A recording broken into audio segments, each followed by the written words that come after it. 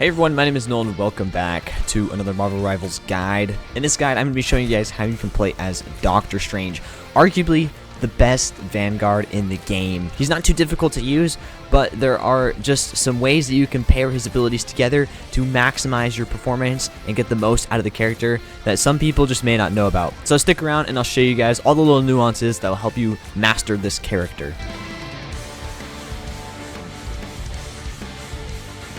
So just for some general tips, again, like I said, Doctor Strange is considered the best Vanguard in the game. Of course, that's kind of up for debate, but in my opinion, he is. He's got an 800 health shield, which can counter pretty much everything in the game, and it recharges really fast when it breaks. His team up is really good with Hulk and Iron Man.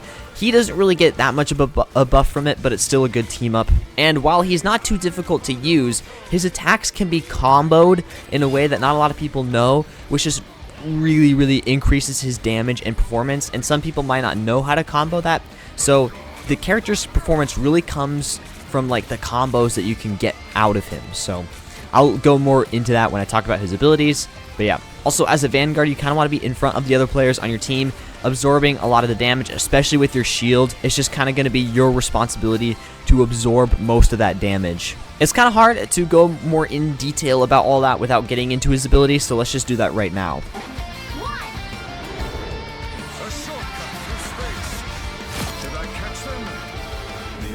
So Doctor Strange's primary attack is actually a burst projectile. I don't know, I assume pretty much everyone knows it's a burst projectile, but as you can see, it shoots, that was 5, and it actually has kind of a fixed pattern. However, what I've noticed is the fixed pattern is random, so sometimes it'll be, like, see, that's different than what it just was. Like, does it change based on if I reload? Or, like, I don't know. I feel like sometimes it's pretty, like, the same, like, if I just spam it. However, like, if I, like, turn into a different direction, it's a different pattern, but it's still consistent. I don't really know how it works, but it's just something to note. So because it is projectile, you do kind of have to lead your shots, and it is actually a pretty slow projectile, too, compared to projectiles in this game. Like, Moon Knight's was way faster than this. Now, if you hit a lot of shots, as you can see, well, the number's counting down now, but if I hit shots, the number counts up on that little thing at the center of my screen. If that reaches 100, you cannot be healed while it's at 100, but I will show you guys how you can get rid of it, and it's actually a good thing. Not that you can't be healed, but it's a good thing to fill that up all the way, but we'll come back to that in a minute. But yeah, relatively straightforward. It can't hit headshots, so just keep that in mind. His right-click attack is just a giant shield. This thing blocks all incoming damage. You have a certain amount of health. However, if the shield breaks, which I actually don't think I can show in the practice range, it recharges in like 4 or 5 seconds. I don't even know, but it's really fast. His shift ability launches him up in the air and you can fly. And I just tested this, and depending on how long you use the flight, does not change the cooldown. The cooldown is always 15 seconds. So maybe consider trying to maximize the flight value, because you have 6 seconds of flight. And of course, you can fly up, down, and you can use all your abilities while you fly. So that'll be important for later, because that'll help you start comboing. Oh, also, I should probably say his primary attack. It looks like it does about 80 damage, 90 damage, somewhere in there. And then just like all their heroes, he does have a melee attack, which does like 30 damage. So not a whole lot, but again, it'll be noteworthy, and we'll come back to it later. So his E ability, it basically discharges that 100 eye thingy into an area around you, which does damage. And the more you charge up the eye, the more damage it does, and the more of an effect it has. So as you can see, I'm at 100, and then as you can see, there was a circle around my character, and anyone in that area, when I press my E ability, is going to take damage. And again, that'll be pretty important for combos. Literally all his abilities are really useful for combos. So, but again, if you see this, don't get scared, because yeah, you can't be healed, but you can do a ton of damage. And as you can see, I mean, by the time I fill up my eyes again, usually my ability is off a cooldown, so I can just use it. In fact, can you use it when you don't have a full charge? You can. It's just not as effective. I mean, actually, yeah, what am I saying? I just said that maxing it out maxes out his damage. His next ability is a portal. Now, portaling is a little bit complicated. I've played this character quite a bit, and I've used his portal to be pretty effective. However, I'm not like a top level player, so I don't know the portal mechanics for top levels. So I'll just tell you guys what it does and how I use it. So you press F, it will spawn in this portal. Now what you can do is you can reposition it by left clicking. So you can reposition the first portal. So you can just put it anywhere you want, and you can use this to your advantage. If the enemy team is pretty dumb, you can actually like place it off the map, and then you can place the other portal at their spawn, and they'll just walk into the portal and fall off the map and die. I actually got a kill at this earlier, and I'm sure I'm gonna remember to show the clip at some point. But okay, yeah. So you can just place it down, and then once you move away from that, you have your second portal here. And you can just place it wherever. So I just opened it, and as you can see, I can see myself down there because I placed it up there. Direction does matter. So my camera was facing this way, so the portal has a view of this area. So direction does matter. Just keep that in mind. Hey, you can just jump through it, and yeah, you can use that however you want. Some people use it, like I said, to kill the enemy team when they leave their spawn. It's not too effective, but it's funny. I like to use it for flanking, so when we first spawn in, I'll portal behind their team onto like their support and hopefully my team can take them out. People are getting wise to the Doctor Strange portal methods, so you got to be careful, but I like to use it for flanking. You can use it to get to a point quicker. Again, you can use it like with other people in combo attacks. So for example, you can open a portal, place down like a Punisher turret, and the Punisher can just rain fire through the turret. Like you can place it like above an enemy team and just rain fire down on top of them. You can use it in all sorts of different ways. Those are like the three main ways that I use it in my relatively low level gameplay. But maybe if there are any really high level pros that watch this video and want to leave a comment on how you use your portal, it'd be very helpful for everyone. All right, next up we have his ultimate, the Eye of Agamotto. Basically, it will put everyone in a certain radius out of their body. Like, I'll show you. I guess I'll just show you what I mean because I can just redo my cooldown. So yeah, their souls leave their bodies, and you can do damage to their body and to their soul.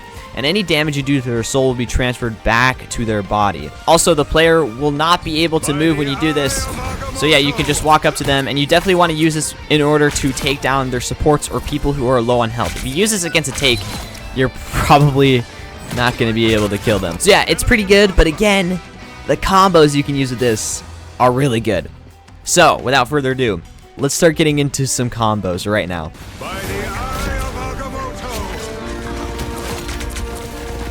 So the first combo I want to go over is with this primary attack, and there are several ways you can do this, but if I just hold down my fire button, you can see his attack is pretty slow.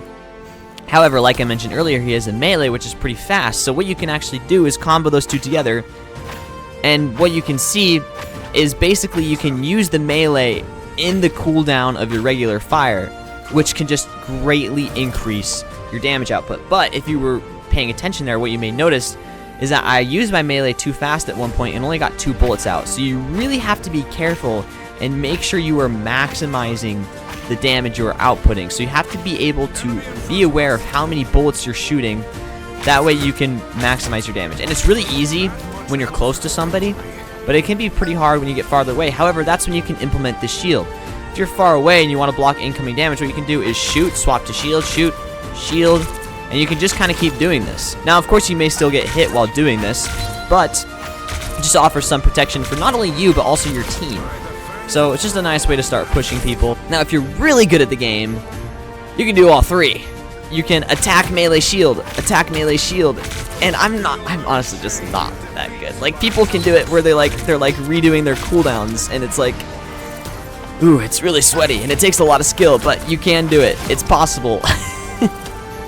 However, I'm just going to be honest, in a real gameplay setting, usually I'm way too intense to be paying attention to what I'm doing. So I'll usually just pick between one of the two, whether it's attack melee or attack shield. I usually can't do all three at the same time, but it is possible. It's really possible, but it's hard, and it takes some skill and it takes some practice, but there you go. There's like the first combo. The second combo is using your flight with the shield to block ultimates. A lot of ultimates in this game are just projectile based, so you can use your flight and your shield to block them. Iron Man's ult, you can just block it with this. Magneto, you can block it with this. Star-Lord, literally so many of the ults you can block like this. Hela is a little bit different because Hela stays in the sky and she rains down projectiles. So if your team is separated, you can protect yourself, but you can't protect anybody else. However, if you fly and use this shield, you can fly right up to Hela and block her entire ult. Most of the time you can block the entire ult. Sometimes you might not be able to, but most of the time you can block her entire ult. using that combo. It's a really simple combo, and there you go. And of course, you can use the flight to like attack. You can use it to get away, whatever you want. Okay, the next combo isn't really a combo. It's just the team up we have. So this team up is weird. So it says that Hulk charges Doctor Strange and Iron Man with gamma radiation. When Doctor Strange uses Maelstrom of Madness, which is his E ability, he unleashes excess gamma energy. Now this sounds like it would be extra damage. However, after testing, it doesn't actually do more damage than without it. However, I think that it is just a bigger radius. So I'm going to get this thing charged up, and then I'm going to use my ability to see if that's true. But I think it is. So like if I look down, I mean, that definitely looked way bigger. However, the damage, I don't actually think it's more. I tested it several times, and every time the damage was the same. So I just kind of assumed, yeah, that's the same as the regular Maelstrom of Madness. So I could be wrong. Maybe it's that the damage carries farther, because like the damage is dependent on range. So maybe that's true. But yeah, it's not really too big of a difference. With Iron Man, there's a huge damage difference. But with Doctor Strange, I think it's more dependent on range and area of effect. Okay, the next combo is using his ultimate and his E ability. I don't actually know if it's double damage. I don't think it's double damage. Maybe it's not even extra. No, it has to be extra damage. But if you use your E ability with the ultimate, you will actually do extra damage to the people while they are separated from their body. And I wonder if it's actually because damage is applied to both their regular body and to their soul. So let me use the Eye of Agamotto and E.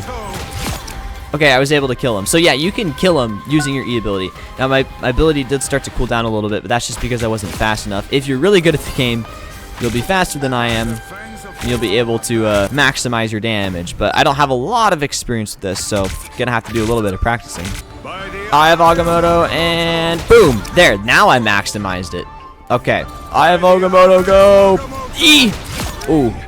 Okay, I was at 98%, so didn't max it out, but it's possible. I did it once, so yeah. Okay, hopefully you guys are able to see now how overpowered Doctor Strange can be with all the combos he has, abilities he has, and team-ups, the team-up ability he has. He could be a force to be reckoned with, and he can just absorb so much damage. If you guys are looking for a tank, maybe you haven't picked one yet, Doctor Strange is definitely a must-have in a team comp, and really easy to master once you guys practice it and know his combination abilities. There are, of course, a lot more combos available. Most of them are going to be a little bit more advanced, so I haven't even mastered them, so I don't want to tell you how to do it without me being able to know how to do it. But I'm sure there's other guides out there. Sorry, I just shook my camera. But yeah, hopefully for a lot of you beginners, or maybe you're not beginners, but you don't know how to play Doctor Strange, you're able to get just the basics down on how to play him. So thank you for watching. Hopefully you found this helpful. If you did, make sure to like the video. And I'll see you guys all in the next Marvel guide. Bye-bye.